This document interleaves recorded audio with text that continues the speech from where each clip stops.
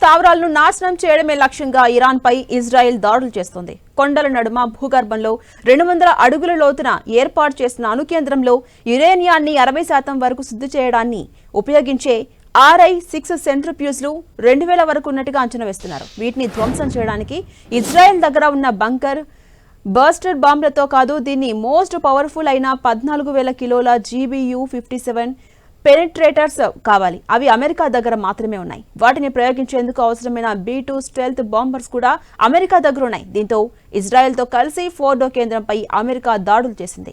B-2 spirit bomber, సాధారణంగా stealth bomber అని పిలువబడే ఈ బాంబులను అమెరికా వైమానిక దళం ఉపయోగించే ఒక అత్యాధునిక రాడార్ను తప్పించగల స్ట్రాటజిక్ బాంబర్. దీనిని నార్థ్రోప్ గ్రమ్మార్ తయారు చేసింది. 1980లో దీన్ని అభివృద్ధి చేయగా 1993లో మొదట విమానం సేనలోకి ప్రవేశించింది. ఇక B-2 యొక్క ప్రత్యేకమైన ఫ్లయింగ్ వింగ్ డిజైన్, రాడార్ శోషక పదార్థాలు దానిని కనీసం శత్రు రాడార్స్ కూడా చిక్కకుండా ఉండేలా డిజైన్ చేశారు. ఇవి దాదాపు 50,000 పౌండ్లు అంటే 22,680 కిలోగ్రాముల వరకు బాంబులు లేదా క్షిపణులను మోసుకెళ్లగలుగుతాయి. అయితే వీటిలో అణు ఆయుధాలు కూడా ఉంటాయి.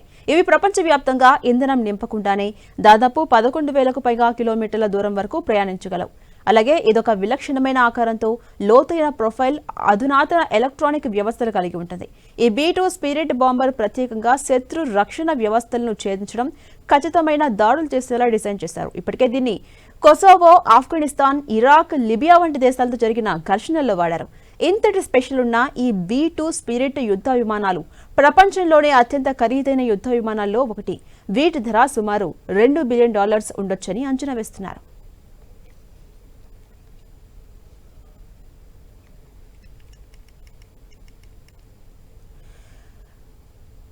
అణుస్థావరాలు నాశనం చేయడమే లక్ష్యంగా ఇరాన్పై ఇజ్రాయెల్ దాడులు చేస్తోంది. కొండల నడుమ భూగర్భంలో 200 అడుగుల లోతున ఏర్పాటు చేసిన అణుకేంద్రాలే టార్గెట్ గా దాడులకు దిగుతోంది. అయితే యురేనియాన్ని 60% వరకు అక్కడ శుద్ధి చేయడానికి ఉపయోగించే RI-6 సెంట్రిఫ్యూజ్లు 2000 వరకు ఉన్నట్టుగా కూడా ఇజ్రాయెల్ అంచనా వేస్తోంది. వీటిని ధ్వంసం చేసేందుకే ఇజ్రాయెల్ దగ్గర ఉన్న బంకర్ బ్లాస్టర్ మాత్రమే కాదు, దానికి మోస్ట్ పవర్ఫుల్ అయినటువంటి 14,000 కిలోల GBU-57 సెనట్రేటర్స్ కావాల్సిన అవసరం ఉంటుంది. అయితే అవి అమెరికా దగ్గర మాత్రమే ఉన్నాయి. వాటిని ఉపయోగించేందుకు అవసరమైన B-2 స్టెల్త్ బాంబర్స్ కూడా అమెరికా దగ్గర మాత్రమే ఉన్నాయి.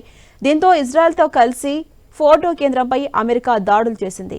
B-2 స్పిరిట్ బాంబర్, సాధారణంగా స్టెల్త్ బాంబర్ అని కూడా పిలువబడుతుంటారు. అయితే ఈ బాంబులను అమెరికా వైమానిక దళం ఉపయోగించే ఒక అత్యాధునిక రాడార్ను తప్పించగల స్ట్రాటజిక్ బాంబర్గా తెలుస్తోంది. దీన్ని నార్థ్రోప్ గ్రమ్మాన్ తయారు చేసింది. 1980లో దీన్ని డెవలప్ చేశారు. 1993లో మొదట విమానం సేనలోకి ప్రవేశించడం జరిగింది.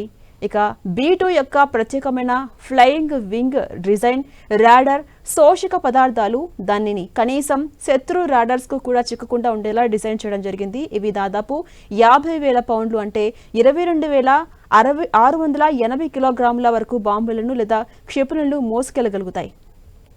ఇక వీటిలో అణు ఆయుధాలు కూడా ఉంటాయి. ఇవి ప్రపంచవ్యాప్తంగా ఇంధనం నింపకుండానే దాదాపు 11,000కు పైగా కిలోమీటర్ల దూరం వరకు ఎలాంటి ఇబ్బంది లేకుండా ప్రయాణించగలవు. అలాగే ఇదొక విలక్షణమైన ఆకారంతో ఉంటుంది, లోతైన ప్రొఫైల్ ఉంటుంది, అధునాతన ఎలక్ట్రానిక్ వ్యవస్థల్ని కలిగి ఉంటుంది. ఈ B-2 స్పిరిట్ బాంబర్ ప్రత్యేకంగా శత్రు రక్షణ వ్యవస్థల్ని ఛేదించడం, ఖచ్చితంగా దాడులు చేసే విధంగా డిజైన్ చేశారు. ఇప్పటికే దీన్ని కొసోవో, ఆఫ్ఘనిస్తాన్, ఇరాక్, లిబియా వంటి దేశాలు జరిగిన యుద్ధాల్లో యూజ్ చేశారు. ఇంతటి స్పెషాలిటీ ఉన్న ఈ B-2 స్పిరిట్ యుద్ధ విమానాలు ప్రపంచంలోని అత్యంత ఖరీదైన యుద్ధ విమానాలుగా కూడా చెప్తూ ఉంటారు. వీటి ధర సుమారు $2 బిలియన్ ఉండొచ్చని అంచనా వేస్తున్నారు. అలాంటి ఈ యుద్ధ విమానాలు కేవలం అమెరికా దగ్గర మాత్రమే ఉన్నాయి. ఈ నేపథ్యంలోనే అమెరికా ఇజ్రాయెల్తో కలిసి ఇరాన్పై దాడి చేసింది.